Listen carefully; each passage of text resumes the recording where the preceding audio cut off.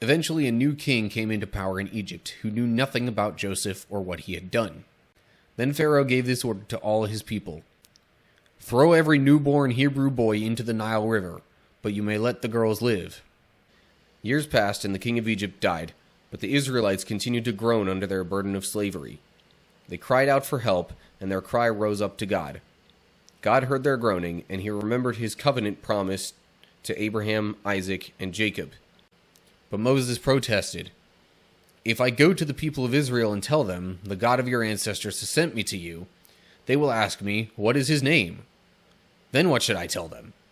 God replied to Moses, "I am who I am. Say this to the people of Israel: 'I am has sent me to you.'" So Moses took his wife and sons, put them on a donkey, and headed back for the land of Egypt. In his hand he carried the staff of God. Moses then told Aaron everything the Lord had commanded him to say, and he told him about the miraculous signs the Lord had commanded him to perform. That same day, Pharaoh sent this order to the Egyptian slave drivers and the Israelite foremen: "Do not supply any more straw for making bricks. Make the people get it themselves." Then the Lord told Moses, "Now you will see what I will do to Pharaoh. When he feels the force of my strong hand, he will let the people go. In fact, he will force them to leave his land." So Moses told the people of Israel what the Lord had said, but they refused to listen anymore. They had become too discouraged by the brutality of their slavery. Then the Lord said to Moses, "Pharaoh's heart is stubborn, and he still refuses to let the people go." So Moses and Aaron did just as the Lord had commanded them. As Pharaoh and his officials watched, Aaron raised his staff and struck the water of the Nile. Suddenly the whole river turned to blood. "This is the finger of God," the magicians exclaimed to Pharaoh. But Pharaoh's heart remained hard. He wouldn't listen to them, just as the Lord had predicted. "By now I could have lifted my hand and struck you and your people with a plague to wipe you off the face of the earth. But I have spared you for a purpose, to show you my power, and to spread my fame throughout the earth." Then the Lord said to Moses, "Raise your hand over the land of Egypt, and to bring on the locusts. Let them cover the land and devour every plant that survived the hailstorm." But the Lord hardened Pharaoh's heart again, so he refused to let the people go. Moses had announced to Pharaoh, "This is what the Lord says: At midnight tonight I will pass through the heart of Egypt. All the firstborn sons will die in every family in Egypt, from the oldest son of Pharaoh who sits on his throne, to the oldest son of his lowliest servant girl who grinds flour. Even the firstborn of all the livestock will die." Pharaoh sent for Moses and Aaron during the night. "Get out," he ordered. "Leave my people, and take the rest of the Israelites with you. Go and worship the Lord as you have requested." When Pharaoh finally let the people go, God did not lead them along the main road that runs through Philistine territory, even though that was the shortest route to the Promised Land. God said, if the people are faced with a battle, they might change their minds and return to Egypt. So God led them in a roundabout way through the wilderness toward the Red Sea.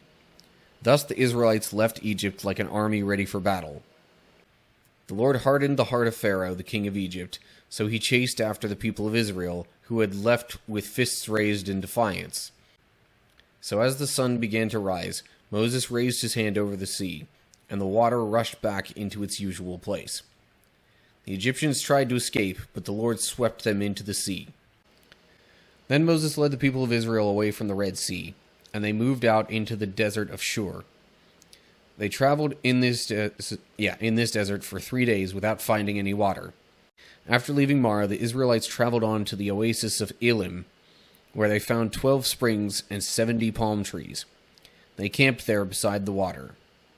When the dew evaporated, a flaky substance as fine as frost blanketed the ground. The Israelites were puzzled when they saw it. "What is it?" they asked each other. They had no idea what it was. And Moses told them, "It is the food the Lord has given you to eat." While the people of Israel were still at Rephidim, the warriors of Amalek attacked them. After the victory, the Lord instructed Moses, "Write this down on a scroll as a permanent reminder, and read it aloud to Joshua. I will erase the memory of Amalek from under heaven." Moses listened to his father-in-law's advice and followed his suggestions. He chose capable men from all over Israel and appointed them as leaders over the people. He put them in charge of groups of 1,000, 100, 50, and 10. On the morning of the third day, thunder roared and lightning flashed, and a dense cloud came down on the mountain. There was a long, loud blast from a ram's horn, and all the people trembled. Moses led them out from the camp to meet with God, and they stood at the foot of the mountain. I am the Lord your God, who rescued you from the land of Egypt, the place of your slavery. Build for me an altar made of earth, and offer your sacrifices to me, your burnt offerings and peace offerings, your sheep and goats, and your cattle.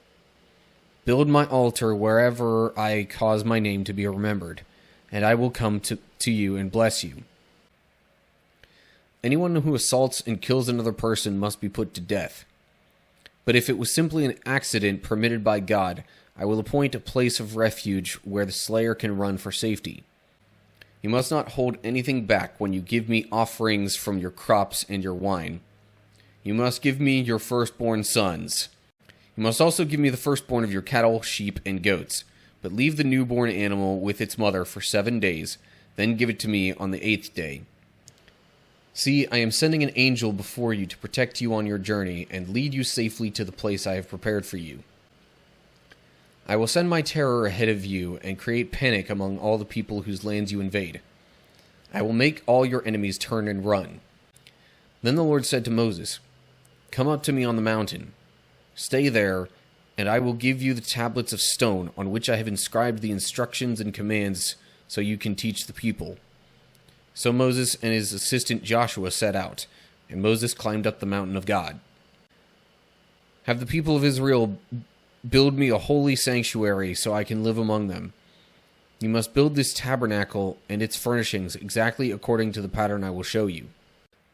Make the tabernacle from 10 curtains of finely woven linen. Decorate the curtains with blue, purple, and scarlet thread, and with skillfully embroidered cherubim. Then make 50 gold clasps, and fasten the long curtains together with the clasps. In this way, the tabernacle will be made of one continuous piece. Command the people of Israel to bring you pure oil of pressed olives for the light, to keep the lamps burning continually. The lampstand will stand in the tabernacle, in front of the inner curtain that shields the Ark of the Covenant. Aaron and his sons must keep the lamps burning in the Lord's presence all night. This is a permanent law for the people of Israel, and it must be observed from generation to generation. Instruct all the skilled craftsmen whom I have filled with the spirit of wisdom. Have them make garments for Aaron that will distinguish him as a priest set apart for my service. These are the garments they are to make: a chest piece, an ephod, a robe, a patterned tunic, a turban, and a sash. They are to make these sacred garments for your brother Aaron and his sons to wear when they serve me as priests. Yes, I will consecrate the tabernacle and the altar, and I will consecrate Aaron and his sons to serve me as priests. Then I will live among the people of Israel and be their God. Whenever you take a census of the people of Israel, each man who is counted must pay a ransom for himself to the Lord. Then no plague will strike the people as you count them. Receive this ransom money from the Israelites and use it for the care of the tabernacle. It will bring the Israelites to the Lord's attention, and it will purify your lives. Look, I have specifically chosen Bezalel, son of Uri, grandson of Hur, of the tribe of Judah. And I have personally appointed Aholiab, son of Ahisamach, of the tribe of Dan, to be his assistant. Moreover, I have given special skill to all the gifted craftsmen so they can make all the things I have commanded you to make. All the people took the gold rings from their ears and brought them to Aaron. Then Aaron took the gold, melted it down, and molded it into the shape of a calf. When the people saw it, they exclaimed, O Israel, these are the gods who brought you out of the land of Egypt. If it is true that you look favorably on me, let me know your ways so I may understand you more fully and continue to enjoy your favor. And remember that this nation is your very own people. The Lord replied, I will make all my goodness pass before you, and I will call out my name, Yahweh, before you. For I will show mercy to anyone I choose, and I will show compassion to anyone I choose. The Lord replied, Listen, I am making a covenant with you in the presence of all your people. I will perform miracles that have never been performed anywhere in all the earth or in any nation. And all the people around you will see the power of the Lord, the awesome power I will display for you. But listen carefully to everything I command you today. Then I will go ahead of you and drive out the Amorites, Canaanites, Hittites, Perizzites, Hivites, and Jebusites. All whose hearts were stirred and whose spirits were moved came and brought their sacred offerings to the Lord. They brought all the materials needed for the tabernacle, for the performance of its rituals, and for the sacred garments. Finally, the craftsmen who were working on the sanctuary left their work. They went to Moses and reported, "The people have given more than enough materials to complete the job the Lord has commanded us to do."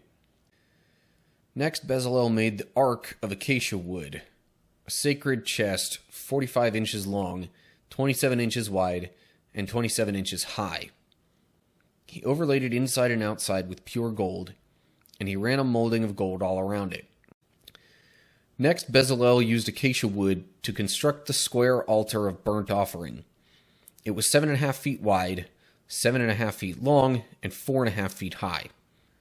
Then Bezalel made the courtyard, which was enclosed with curtains made of finely woven linen.